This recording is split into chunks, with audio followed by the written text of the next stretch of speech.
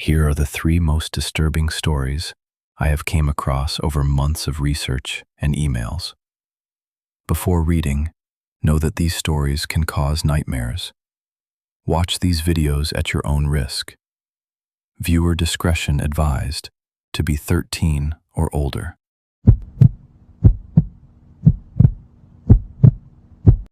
I was 13 years old when this took place, deep in a wannabe hacker phase, where I genuinely believed that knowing how to pull IP addresses, scrape personal information, and scare strangers online somehow made me untouchable, smarter than everyone else, and protected from consequences. That false sense of power fed into the idea that I was invisible, that the internet was a place where nothing could ever reach back through the screen and hurt me. Wanting to take that illusion further, I convinced myself that the next logical step was accessing the dark web. Not because I understood it, but because I wanted to feel like I was somewhere forbidden. I downloaded Tor late one night, followed tutorials I barely understood, and began wandering through hidden forums and chat rooms with the reckless confidence of someone who didn't yet understand fear. Eventually, I stumbled into a chat room that felt wrong the moment it loaded. Not because it looked violent or disturbing, but because it looked almost normal. Among the blank screens and distorted usernames was a live video feed of a girl who immediately stood out, sitting casually in what looked like a bedroom and playing a video game like any other teenager might. She looked about 16, attractive in a completely ordinary way, smiling at her screen, unaware she was being watched, and so out of place that my confusion outweighed my instinct to leave. She didn't look like someone who belonged on the dark web at all, and that innocence made my stomach tighten in a way I couldn't explain. What happened next rewired the way I understand the world. Without warning, a tall, dark figure charged into frame from behind her, moving so fast and deliberately that my brain struggled to process what I was seeing before it was already happening. The girl screamed and begged as the figure overpowered her, the sounds spilling through my speakers while I sat frozen, realizing too late that this wasn't staged, scripted, or meant to scare people like me. Panic took over as I tried to shut everything down, clicking wildly and reaching for the power button, only to realize the browser wouldn't let me leave, as if the site itself was forcing me to stay and watch. The figure eventually turned toward the camera, lifted it with unsettling calm, and smiled in a way that felt intentional, personal, and aware, before the feed cut to black. Days later, while sitting with my family and half listening to the television, a news report came on about a missing teenage girl from a nearby town. When I looked up and saw the photo, my chest tightened as recognition hit me instantly, because it was her. The same face, the same age, the same girl who had smiled at her screen before everything went wrong. I sat there in silence as the report continued, realizing that what I had witnessed wasn't just something disturbing, but evidence of something real that had already happened. At the time, I was shy, withdrawn, and terrified of attention. And the fear of being punished for going somewhere I wasn't supposed to be kept me quiet. I convinced myself that speaking up would only bring trouble, that no one would believe a 13-year-old who claimed he'd seen something like that online.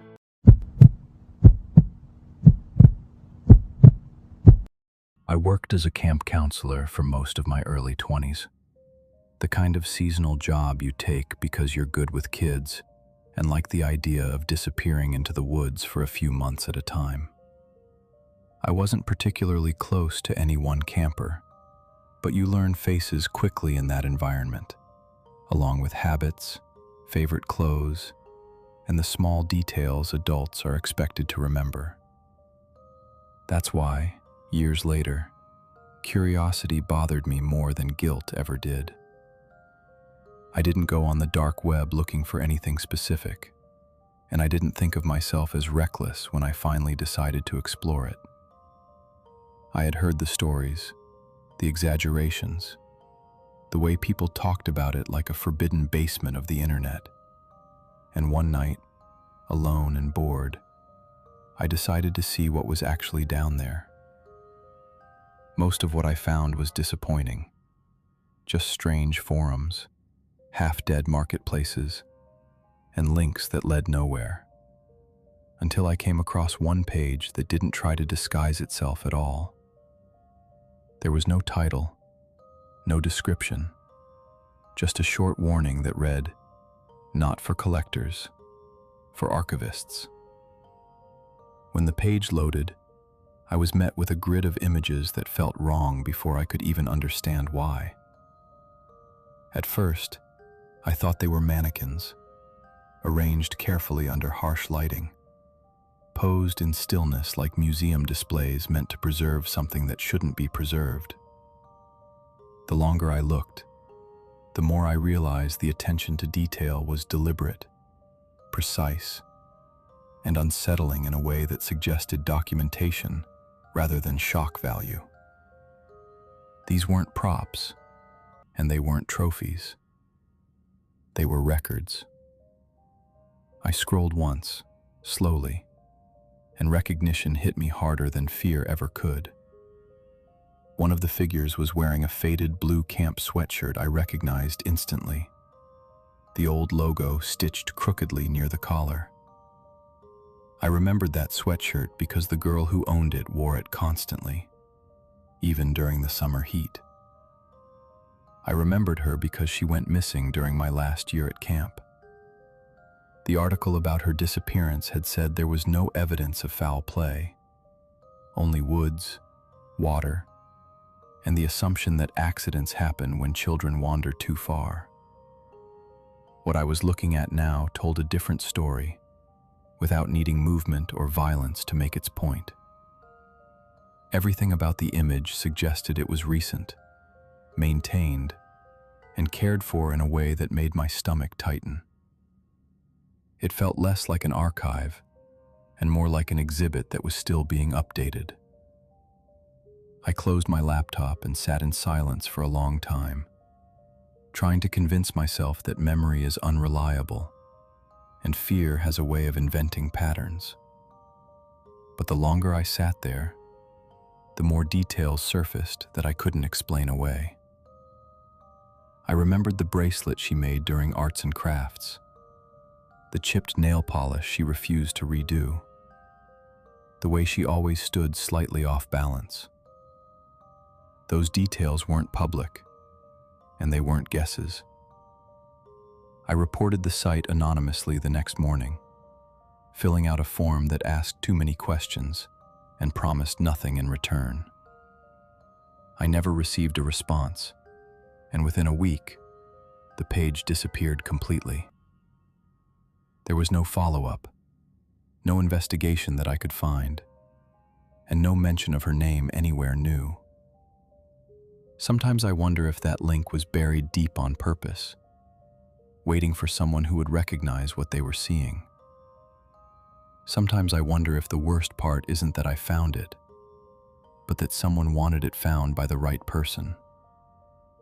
And sometimes I wonder how many other records exist out there, waiting quietly for someone who remembers just enough to understand what they're looking at.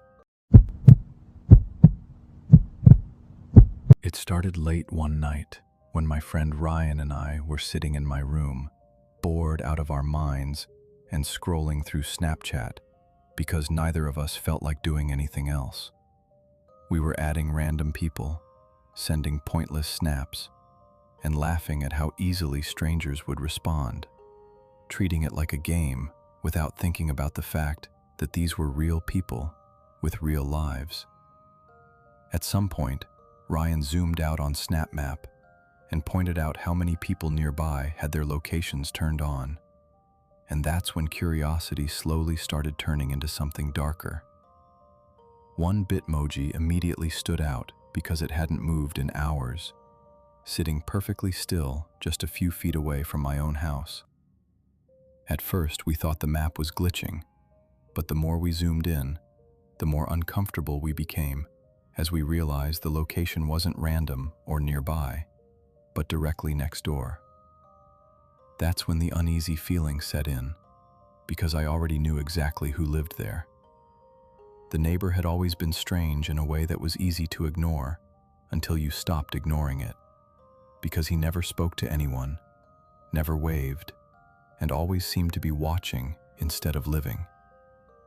He spent long stretches of time standing on his porch late at night, staring down the street without doing anything, and I had caught him looking toward my house more times than I could count. I had grown up convincing myself that he was just awkward and lonely, because admitting anything worse felt unnecessary.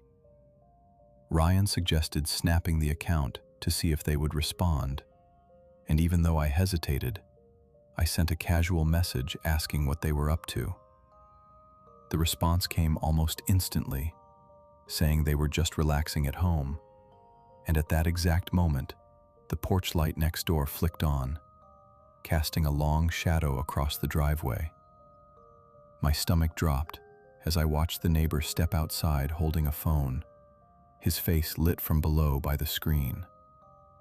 The snap map refreshed, and the Bitmoji moved from the center of the house to the front porch, matching his position perfectly.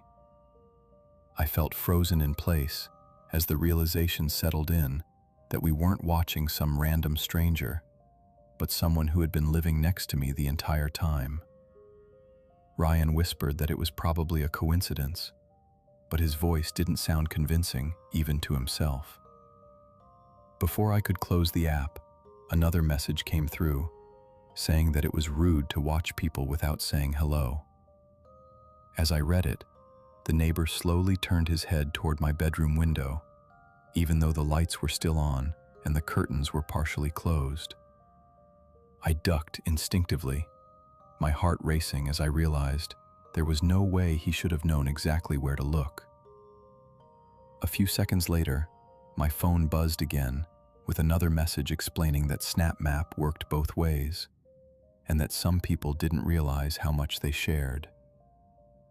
That's when I noticed that the Bitmoji on the map was no longer next door, but moving closer, inching across the property line toward my house. Ryan told me to turn my lights off and stay quiet, and for the first time, the room felt too small to breathe in.